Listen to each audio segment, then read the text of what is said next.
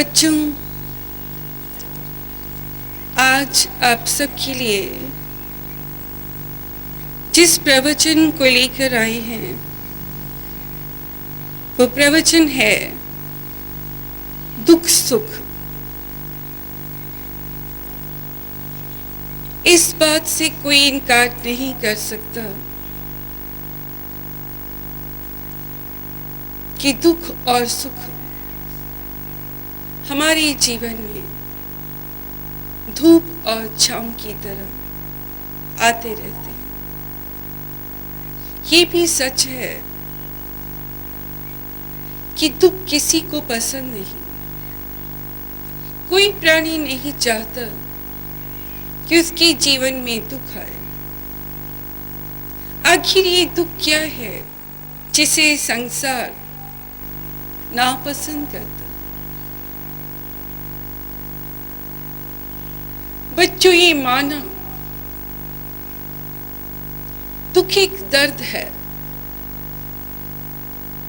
दुख एक सजा है, दुख कष्ट है, दुख में पीड़ा है, दुख ही अशांति है, दुख में बेचैनी है। दुख जीवन को कई बार नीरस बना देता है, दुख ही बीमार बनाता है, दुख ही अशांत कर देता है। दुख तन्हाई है, दुख बिछोड़ा है, दुख अधूरापन है। मगर एक बड़ा सच ये भी है कि दुख शिक्षक है, दुख इलाज है, दुख बल है, दुख ही शक्ति है, दुख ही साहस दिलाता है, दुख ही जीने का सबब देता है, दुख ही जीना सिखाता है।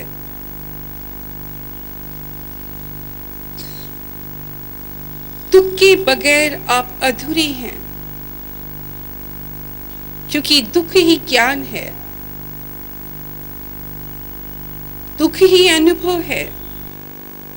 सच ये है जीना सिखाता है ये दुख, मगर फिर भी संसार सुख की चाहत करता है। नश्वर जगत के सुख क्षणिक हैं,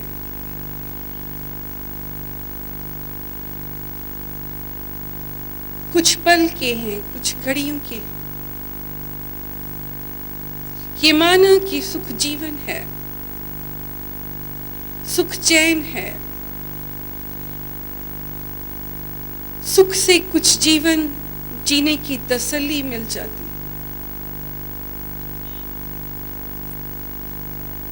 जीने का आधार मिल जाता। पर सुख वो चरम सीमा नहीं जिसे रूहानी आनंद या रूहानी जज्बा कहा गया। उस अवस्था को प्राप्त करने के लिए हमें आध्यात्मिक मार्ग पर चलना पड़ता है। इसका हल इस धरती पर आने वाले हर युग में पीर पैगंबरों ने रास्ता दिखाया। दुखों से छूटने का रास्ता, आनंद प्राप्ति का रास्ता, मोक्ष का रास्ता, जो जन्म और मरण से रहित है। इस संसार में प्राणी को जीने का दुख है, कष्ट और रोग है उनका दुख है, मरने का दुख है। क्यों वो बार बार मर जाता? क्या इससे परे भी कोई सच है? इसी की तलाश में इस धरती पर सदियों से ऋषि मुनि मनीषी खोज करते आए, मगर पीर पैगंबरों ने, जिन्होंने इस धरती पर अवतार लिया, इसका हल बताया कि सत्य के मार्ग पर चलकर ही हम तमाम दुखों से छुटकारा पा सकते हैं। जब तक हम नश्वर जगत में हैं, हमें सुख की प्राप्ति तो होगी, मगर वो क्षणिक है। भौतिक जगत हमें क्षणिक सुख ही प्रदान कर सकता है। बच्चों, एक बार एक राजा, उसे भी दुख था। अब वो वृद्ध हो चला था। उसे चिंता रह रह कर सता रही थी। कल जब वो संसार का त्याग करेगा, उसकी राज गद्दी, उसका राज सिंहासन उसके बेटे को चलाना होगा। राजा की तरह राजा का मंत्री भी बूढ़ा हो चला था, वृद्ध हो गया था। उसका वफादार, उसका अपना मंत्री। राजा को नींद नहीं आती। वो अपने पुत्र को राज सिंहासन पर, राजगद्दी में बिठाना चाहता था, मगर साथ ही उसे तलाश थी कि उसके बेटे के योग्य वो किसी वफादार मंत्री का चुनाव कर सके। बहुत सोच विचार कर उसने एक फैसला किया, एक निर्णय लिया।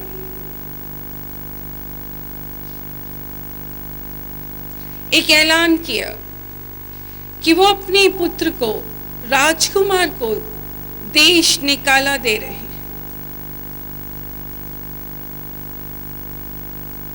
राजकुमार को देश छोड़कर जाना होगा, किंतु उसकी मदद के लिए अगर कोई आता है तो उसे सजाएं प्रदान की जाएंगी, दंड दिया जाए। बच्चों, ये ऐलान सुनकर स्वयं राजकुमार भी चिंतित हुए। उनके पिता ने ये कैसा ऐलान किया है? चूंकि ऐलान हो चुका था, सारे साम्राज्य में एक हलचल थी। ये खबर आंधी की तरह फैल चुकी थी। वो राजकुमार जिसके 3 मित्र थे, अपने मित्र के पास जाता है सलाह मशवरा करने के लिए कि उसे क्या करना चाहिए। जिस मित्र के पास जाता है, वो घर का दरवाजा बंद कर लेता है, क्योंकि उसे भय होता है, डर होता है, उसे सजा मिलेगी, दंड मिलेगा। राजकुमार निराश होकर अपने दूसरे मित्र के पास जाता है। दूसरा मित्र उसे देखकर जान जाता है कि ये क्यों आया है। वो उससे कहता है, मैं तुम्हें घोड़ा दे सकता हूं तुम्हारी मदद के लिए, मैं इससे ज्यादा तुम्हारे लिए कुछ नहीं कर सकता। राजकुमार कहता है, मुझे घोड़े की क्या आवश्यकता। वो वहां से भी निराश होकर अपने तीसरे मित्र के पास पहुंचता। उसके पास आकर कहता है कि मेरी समझ में नहीं आता, मैं क्या करूं। राजा ने कैसा ऐलान किया है, मुझे देश निकाला दे दिया। उसका मित्र कहता है, मैं तुम्हारे साथ चलने को तैयार हूं। मैं हर पल, हर घड़ी, हर हालात का सामना करने के लिए, तुम्हारा साथ देने के लिए तैयार हूं। मुझे इसकी परवाह नहीं कि मुझे क्या दंड मिलेगा, क्या सजा मिलेगी, मगर चलने से पहले मैं राजा के दरबार में जाना चाहता हूं, ये पूछने के लिए कि राजा ने ऐसा फैसला क्यों लिया, इसके पीछे क्या कारण है। ऐसा कहकर उसका मित्र राजा के पास जाता। राजा से प्रश्न करता है, आपने ऐसा निर्णय क्यों लिया? और राजा कहता है, तुम पूछने वाले कौन होते? तुम्हें ये हक किसने दिया? वो बालक जो राजकुमार का मित्र था जवाब देता है, ठीक है, आप मत बताइए, आपकी मर्जी, लेकिन फिर भी मैं राजकुमार का ही साथ दूंगा। हर हाल में मैं उसके साथ रहूंगा। यह आपकी मर्जी, इसके लिए आप चाहे मुझे जो भी दंड या सजा दे। राजा देखकर हैरान हो जाता, उसे गले लगा लेता है और सारा सच बताता है कि राजा ने ऐसा क्यों किया। कि राजा को तलाश थी कि राजकुमार के साथ सच्ची मित्रता की हक कौन अदायगी कर सकता। राजा ने उस मित्र को चुन लिया और राजकुमार को राजगद्दी पर बिठाया गया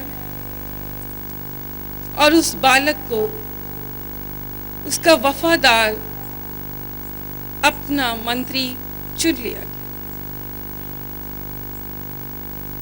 बच्चों, इस कहानी के माध्यम से हम बताना चाहेंगे, संसार जिसे अपना मानता है, संसार का भी एक अटूट सच है कि यहां पर भी तीन मित्र हैं। पहला कुटुंब, परिवार। दूसरा घोड़े की तरह साथ देने वाला आपका अपना शरीर। और तीसरा वो वफादार मित्र की तरह आपका हमेशा साथ देने वाला धर्म। जब आप पर दुख, कष्ट या विपदा आती है, परेशानी आती है, संकट आता है,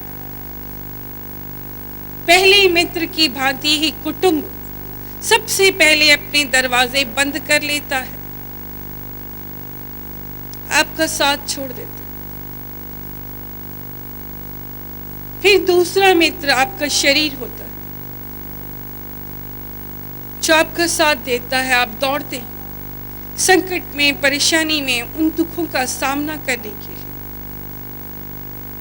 जहां तक दौड़ पाते हैं अपनी सोच, समझ और बुद्धि के अनुसार आप दौड़ते हैं।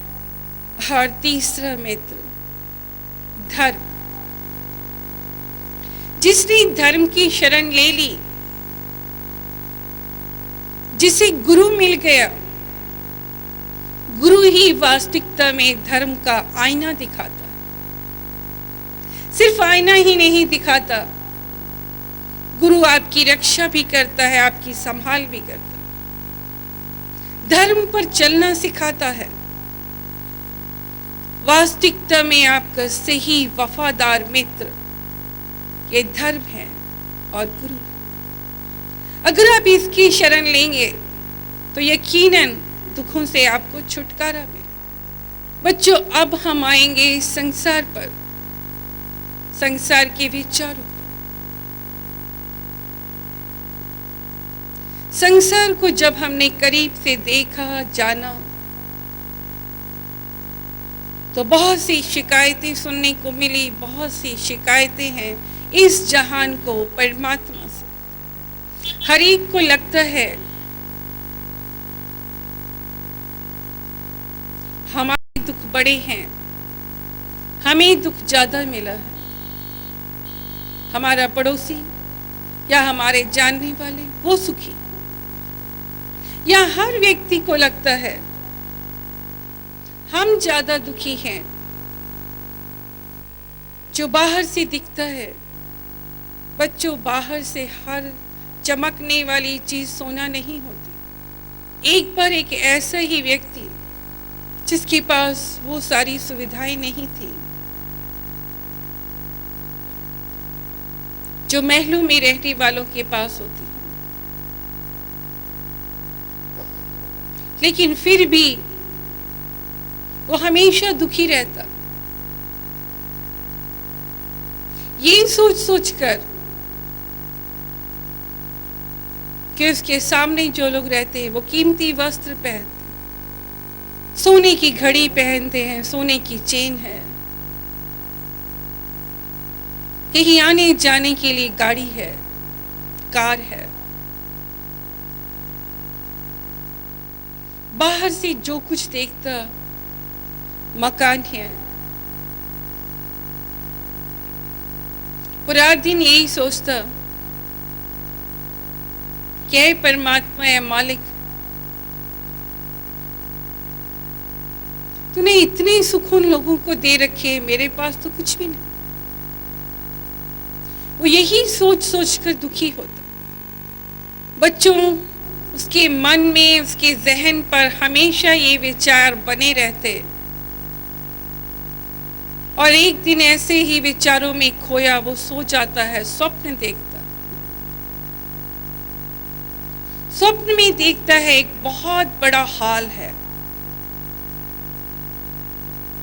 और हॉल के ठीक बीचों बीच अंतिम छोर पर एक बड़ा सा सिंहासन है। उस सिंहासन पर धर्मराज विराजमान है। अब आवाज सुनाई देती है उसे। वो स्वप्न में देखता है बहुत लंबी लाइन लगी है और उसी लाइन में वो भी खड़ा है। हर व्यक्ति ने एक एक गठरी उठा रखी है अपनी पीठ पर। वो स्वप्न में देखता है उसने भी एक छोटी सी गठरी अपनी पीठ पर उठाई हुई। अब धर्मराज की आवाज सुनाई देती है, आप सभी सामने वाले दरवाजे से अंदर आइए। आप सबके कंधे पर दुखों की गठरी मौजूद है। दीवार के साथ साथ देखिए खूंटे लगे हुए हैं। हर व्यक्ति खूंटे के नीचे आकर खड़ा हो जाए और अपनी गठरी को खूंटे पर टांग सकता है और उसके नीचे खड़ा रहे। वो व्यक्ति स्वप्न में देखता है धीरे धीरे लाइन से हर व्यक्ति कमरे के किनारे की दीवार के पास जा जाके खूंटे के नीचे खड़ा हो जाए। थोड़ी ही देर में हर व्यक्ति दीवार के साथ लगकर खड़ा था और अपनी दुख की गठरी को उसने खूंटे पे टांग दिया। जो व्यक्ति स्वप्न देख रहा था वो हैरत में था। उसकी गठरी बहुत छोटी सी थी। जिन लोगों को ये मानता था अब तक कि वो लोग बहुत सुखी हैं, उनकी गठरियां बहुत बड़ी बड़ी थी। वे हैरान में पड़ गया, सोचने लगा मैं इनको सुखी मानता था, मैं इनसे ईर्ष्या करता था, इनकी गठरियां बहुत बड़ी, क्या दुख हो सकता। अभी वो इतना ही विचार कर रहा था कि धर्मराज फिर से ऐलान करते हैं, जिन्हें इस बात का शक और शुबा था कि हमारा पड़ोसी ज्यादा सुखी है, मैं ज्यादा दुखी हूं। आज उनका पड़ोसी उनके सामने है, उसकी दुख की गठरी भी सामने है। आप चाहें तो शौक से अपनी गठरी उन्हें दे सकते हैं, उनकी गठरी आप ले सकते हैं, अदला बदली कर सकते हैं। यानी कि दुख की गठरी को बदला जा सकता है। अगर आपको लगता है कि वो सुखी हैं तो आप अपनी गठरी उनसे जाकर बदल लें। वो मन में सोचने लग जाता है, अपनी दुख का तो मुझे इल्म है, मालूम है कि मुझे दुख क्या है, मेरी गठरी भी छोटी है, पर उसकी गठरी इतनी बड़ी है जिसके बारे में मुझे मालूम भी नहीं उसे क्या क्या दुख है। ये सोचकर वो चौंक उठता है। जी हाँ बच्चों, और उसका स्वप्न टूट जाता है। हकीकत यही है, संसार नहीं जानता, संसार सिर्फ ऊपर से देखता है। जो गरीब है वो ये समझता है उसकी जैसा दुखी कोई नहीं, अगर उसे नहीं मालूम जो ऊपर उठ रहा है उसकी फील्ड, उसका दायरा बड़ा होता जाता है। जिसकी फील्ड और दायरा बड़ा होता है उसकी मुश्किलें, परेशानियां, कष्ट उतने ही बढ़ जाते। इतना ही नहीं, जिसके पास दौलत है उन्हें नींद भी नहीं आती, वो चैन की नींद भी नहीं सो सकते। उन्हें इतने रोग लगे हैं चिंता परेशानी के कारण कि वो दवाइयों के सिर पर चलते हैं, वो भोजन भी नहीं खा सकते, उन्हें परहेज करना पड़ता है। वो बहुत सी ऐसी नेमतें हैं कुदरत की जो उन्हें खाना मंजूर नहीं। जो व्यक्ति जितना छोटा है, उसका दायरा छोटा है, वो उतना ही सुखी है। उसकी चिंता कम है, उसकी परेशानियां कम हैं। जो चखे सो जाए। बच्चों, ये वो जवाब था जो देना लाजमी था। अब एक सवाल जो संसार के मन में उठता है, लोगों ने कई बार कहा और संसार मानता है कि परमात्मा इतना दुख क्यों देता है। बच्चों, परमात्मा को जानने के बाद हमने जाना कि परमात्मा ने ये सजाएं मुकर्रर नहीं की। परमात्मा ने इतनी बड़ी कायनात, इतनी बड़ी सृष्टि की रचना की और कुछ नियम बनाए चलाने के लिए।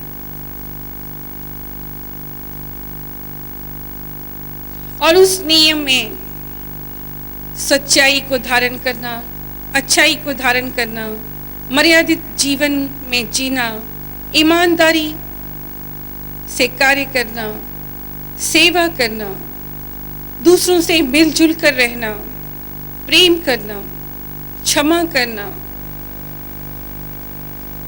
परोपकार करना, धैर्य और सहन शक्ति का होना। ऐसे अनेकों नियम परमात्मा ने बना दिए जो बहुत जरूरी थे। दूसरों के लिए कुर्बानी करना। संसार इन नियमों को नहीं मानता, वो भूल गया। परमात्मा ने सिर्फ नियम बनाए इस जहान को खूबसूरत और सुंदर आकार देने के लिए, इससे ज्यादा और कुछ नहीं। मगर संसार भटक गया, उसने झूठ को अपनाया। झूठ जिसका कोई वजूद ही नहीं है, जिसकी कोई बुनियाद ही नहीं है, जो खोखला है। कभी झूठ बोलने वाले को देखा है आपने? उसे खुद इल्म नहीं होता कि एक झूठ पकड़ा जाए तो दूसरा तो तीसरा, चौथा। इतना ही नहीं, इतनी कलाकारी भी आई है कि वो 100 नए अंदाज पेश करता है झूठ को छुपाने की। झूठ जो सिर्फ धोखा है, एक छल है, एक फरेब है, जो सिर्फ अपराध है, आतंक है। ये सारी बुराइयां झूठ की शाखाएं हैं, ब्रांचेस हैं। दूसरों के लिए ईर्ष्या करना, निंदा करना, बुराई करना, अपराध करना, झूठ का सबसे डेंजरस शाखा है चतुराई, जो आसानी से पकड़ी नहीं जाती। और इस तरह झूठ की राह पर चलने वाले आपके साथ रहकर ही आपका खून चूसते हैं, आपको खबर भी नहीं होती, सब कुछ आपसे छीन लेते हैं, आपके आंखों से पर्दा तब उठता। बच्चों, जहां हमने अभी बताया कि झूठ को संसार ने अपना रखा है और वो परमात्मा से बेखबर इस दुनिया में जी रहा, वो किसी के साथ भी कोई सजा, क्या कह सकते हैं, कितना बुरा से बुरा सलूक करता है, मगर उसे परमात्मा का डर, खौफ नहीं।